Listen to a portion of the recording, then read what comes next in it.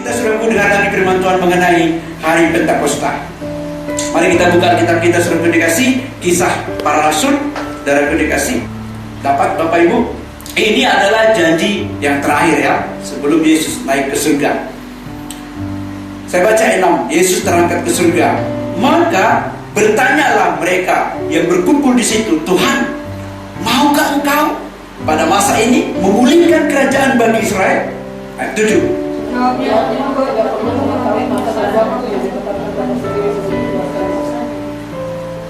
Tetapi kamu akan menerima kuasa kalau Roh Kudus turun ke atas kamu, dan kamu akan menjadi saksiku di Yerusalem dan di seluruh Yudea dan Samaria dan sampai ke ujung bumi. 9.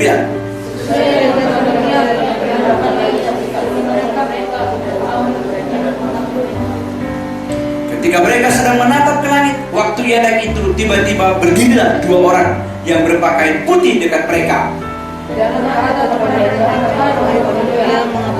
berdiri melihat ke langit? Yesus ini yang terangkat ke surga meninggalkan kamu akan datang kembali dengan cara yang sama seperti kamu melihat dia naik ke surga. Amin. Iya. Dikatakan saudaraku, maka bertanyalah mereka yang berkumpul, ini murid-murid ini. Ya, ketemu, mereka kumpul sama. Kemudian murid-murid bertanya, Tuhan, maukah Engkau memulihkan sekarang ini kerajaan bagi Israel? Artinya dia, murid-murid mau seperti kerajaan ya pada masa kejayaan Daud, seperti kerajaan Salomo, kira-kira begitu. Tetapi saudaraku, Yesus berkata, kau tidak perlu tahu itu, mau kapan itu nanti diberikan oleh Tuhan, mau kapan itu diberikan oleh Bapa. Tetapi kamu akan menerima kuasa. Iya, artinya saudaraku, jawabannya adalah Roh Kudus saja. Iya. Apapun itu yang terjadi, mau kapan itu dipulihkan, mau kapan itu dinyatakan oleh Bapa, itu haknya. Tetapi kamu akan menerima kuasa kalau Roh Kudus turun ke atas kamu. Ya, kadang-kadang kita bertanya, ya, kapan ini terjadi new normal? Ya, saudaraku, di kota ini, saudara. Tapi mau kapan pun itu, tetap kita percaya kepada Tuhan, percaya kepada firman Tuhan. Amin, saudaraku. Iya, karena kita tahu apapun yang terjadi dalam dunia ini, satu hal yang kita ingat, yang kita percayai, Roh Kudus, Tuhan Yesus memegang kendali. Amin. Katakan, Tuhan Yesus memegang kendali. Dia melindungi saya, Dia membela saya. Amin, saudaraku. Dia membela saya, membela kita yang percaya kepadanya. Haleluya. Katakan, Tuhan Yesus nyata melakukan mujizat sampai sekarang ini. Haleluya. Ingat saudaraku, Ibrani 13 berkata 8, Tuhan Yesus tetap sama, baik kemarin, baik hari ini, sampai selama-lamanya. Kalau dulu dia menolong, melakukan mujizat, sekarang ini juga dia masih menolong kita, dia masih melakukan mujizat. Jangan sampai lemah iman kita. Haleluya. Katakan, tidak ada lagi khawatir dalam diri saya. Amin. Iya. Saudara yang dikasihi, Roh Kudus adalah seseorang. Dia bukan sesuatu. Ya, ada banyak orang berkata Roh Kudus itu hanya sesuatu atau sebuah tenaga. Tidak, saudara. Roh Kudus itu adalah seseorang atau pribadi. Dia adalah pribadi. Artinya seperti saudara, memiliki, saudaraku dikasih perasaan, memiliki emosi, saudaraku. Roh Kudus itu juga begitu. Iya, kadang-kadang misalnya kita akrab dengan seseorang, tapi ketika terjadi, saudaraku, sesuatu masalah, kita agak renggang. Begitu juga kadang-kadang bisa Roh Kudus itu agak renggang pada kita. Tetapi setelah kita lahir baru, sebenarnya Roh Kudus sudah ada pada kita. Katakan, ketika saya lahir baru, Roh Kudus sudah ada pada saya. Hanya saja saudaraku, hubungan itu tidak berkembang. Jadi Tuhan mau saudaraku berkembang, ya. Mari kita buka, saudaraku, Roh Kudus sudah ada pada kita. 1 Korintus pasal yang ke-12. Satu orang dulu baca ayat 3. Dengan Tuhan, karena itu aku mau meyakinkan kamu bahwa tidak ada seorang pun yang berkata-kata oleh Roh Allah dapat berkenalan dan Tuhan Yesus, dan tidak ada seorang pun yang dapat mengaku Yesus adalah Tuhan selain oleh Roh Kudus. Iya, jadi sudah ada pada kita, Roh Kudus sudah ada pada kita. Amin. Iya. Katakan, sudah ada padamu Roh Kudus. Iya, sudah ada pada saya Roh Kudus. Sepanjang kita, saudaraku, nggak mungkin ada orang saudaraku bisa berkata Yesus itu juru selamat, Yesus itu adalah Tuhan tanpa Roh Kudus. Ya saudara, jika kita bisa mengaku Yesus, Engkau adalah Tuhan, maka itu adalah pimpinan Roh Kudus. Roh Kudus sudah ada pada saya, Roh Kudus sudah ada pada saudara. Amin saudaraku. Amen. Hanya saja Roh Kudus itu saudaraku bisa saudaraku semakin lama semakin dahsyat, semakin intim kita saudara. Ya, Roh Kudus itu bisa sedikit, bisa besar, bisa dahsyat. Mengerti nggak Bapak Ibu? Roh Kudus itu bagaimana kita saudaraku dikasih dalam hidup sehari-hari. Misalnya saudaraku, kalau kita baca itu dalam Yesaya 47 itu bagaimana saudaraku sungai yang mengalir dari bait Allah itu digambarkan seperti Roh Kudus. Ketika diukur 1000 meter maka airnya masih sampai engkel, apa itu engkel ya? Mata kaki saudaraku. Tetapi diukur lagi saudaraku 1000 meter sudah sampai lutut. Jadi begitu. Roh Kudus itu saudaraku bisa semakin bertambah dahsyat. Bisa juga saudaraku, bukan berarti kita saudaraku kehilangan keselamatan, tidak. Sepanjang kita mengakui saudara Tuhan, kita tetap selamat saudara. Haleluya. Tapi keintiman kita itu kurang dahsyat. Haleluya.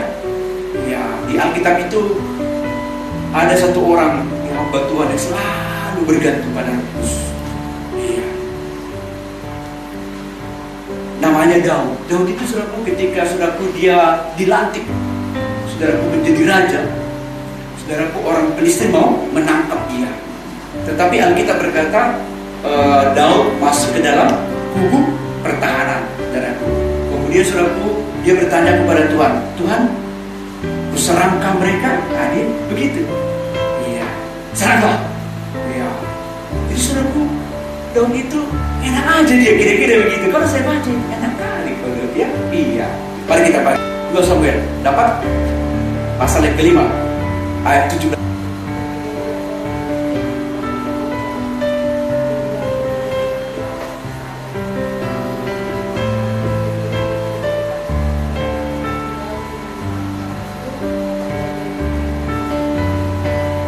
Ketika orang Kristen itu datang dan memencar di lembah Refaim, ayat 18-19.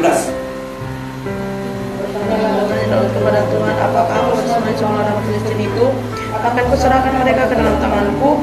Tuhan menjawab Daud, majulah, sebab aku pasti akan menyerahkan orang Filistin itu ke dalam tangan. Iya, dia enak, saudara. Majulah saya Tuhan. Kita kan begitu, harus begitu. Misalnya mau ke kantor, Tuhan saya mau ke kantor. Apalagi Tuhan, jangan lupa. Kadang-kadang kita sudah di kantor, simlah tinggal, saudara Tuhan. Mana simku? Atau uanglah, saudaraku, lupa minta dari istri, ya kan?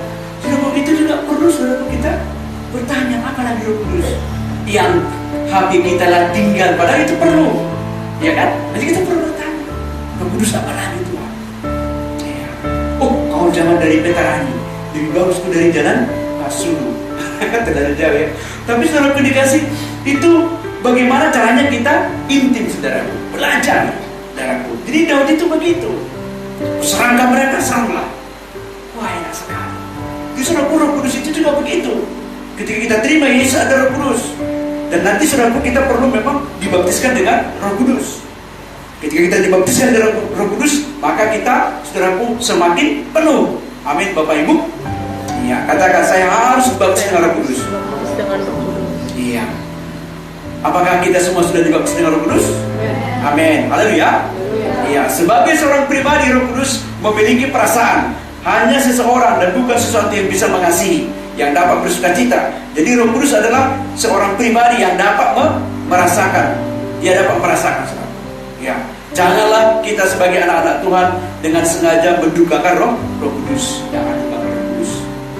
Ya, hari ini saudaraku dikasih yang saya mau sampaikan saudaraku, bagaimana saudaraku kita dalam 2 hari ini meninggalkan gaya hidup berbohong dan dusta. Kita perlu meninggalkan saudaraku. Ya. Kadang-kadang kita nggak terasa saudaraku menutupi kesalahan kita bohong, kita berdusta. Nah, itu perlu kita lepaskan, saudaraku dikasih.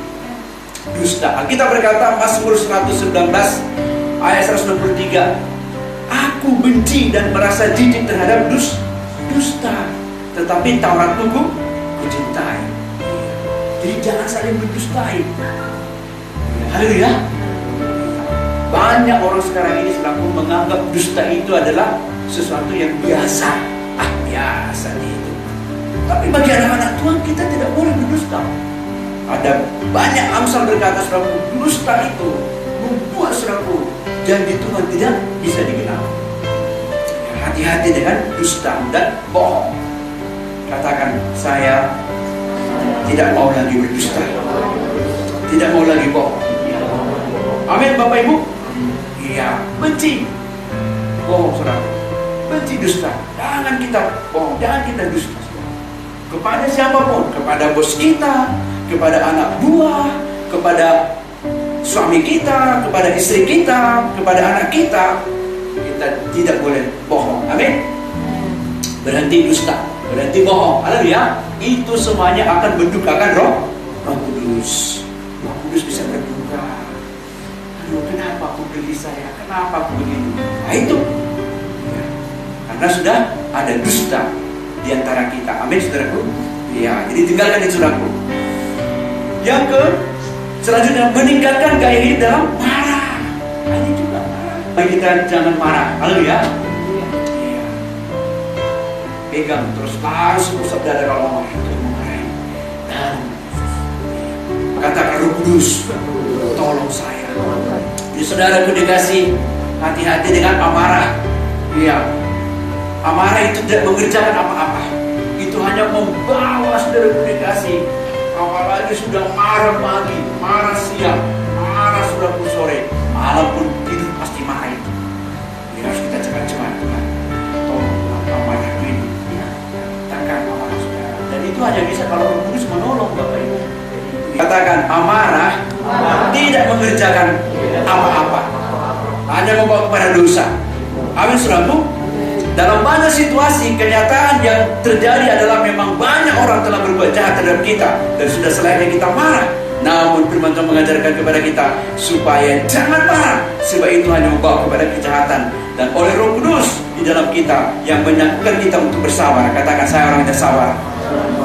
Amin. Sama seperti gambaran hubungan kita antara sesama manusia, kita dapat memiliki hubungan yang dekat dan intim dengan seseorang, tetapi kita juga memiliki hubungan yang renggang, kehilangan kedekatan tersebut karena sesuatu hal. Demikian juga kita dapat kehilangan kedekatan hubungan kita dengan Roh Kudus bila kita sengaja menduga citakan Roh Kudus. Ini bukan berarti kita kehilangan keselamatan atau berada dalam penghukuman, namun hubungan kita tidak semanis seperti sebelum kita, saudaraku, mematuhi suara Roh Kudus dalam hati kita. Kalau kita patuhi Roh Kudus itu memang kita damai sukacita. Haleluya. Memang kita belum sempurna juga. Saya saja pendeta masih banyak kekurangan. Iya, tapi terus berjuang, terus berdoa, Roh Kudus tolong saya. Roh Kudus tolong saya. Roh Kudus berapi aku Tuhan. Roh Kudus berikan aku sukacita. Tuhan berikan aku damai, berikan aku gairah. Tuhan mau takut aku Tuhan, mau gelisah aku Tuhan. Ya. Mari kita semuanya hidup bergantung pada Roh Kudus. Katakan, Roh Kudus tolong saya. Berikan saya roh keberanian. Berikan saya roh yang tertib. Berikan saya roh kasih. Dalam nama Tuhan Yesus. Amin. Yang kedua, Roh Kudus itu adalah penolong menyertai kita. Saudara dulu baca Yohanes 14 ayat 16-17. Firman Tuhan, aku akan minta kepada Bapa dan Dia akan memberikan kepadamu seorang penolong yang lain supaya Ia menyertai kamu selama-lamanya, yaitu Roh kebenaran. Dunia tidak dapat menerima Dia sebab dunia tidak melihat Dia dan tidak mengenal Dia. Tetapi kamu mengenal Dia sebab Ia menyertai kamu dan akan diam di dalam kamu. Iya, Dia menolong saya, menolong saudara. Katakan, Roh Kudus menolong saya untuk melakukan perkara-perkara yang besar. Apa yang tidak mampu kita lakukan, minta Roh Kudus menolong kita. Ya, saudaraku, kita tidak bisa melakukan sesuatu pekerjaan yang berat, minta Roh Kudus, karena Dia adalah penolong, Dia adalah penghibur. Saudara merasa saudaraku dikasih kesepian, mari minta Roh Kudus hiburkan aku. Oh, Roh Kudus tolong aku lagi kesepian. Minta Roh Kudus menolong. Katakan, Roh Kudus tolong saya. Suka berdoa. Roh Kudus tolong saya. suka baca kitab. Roh Kudus tolong saya, suka bersaksi. Amin, saudaraku.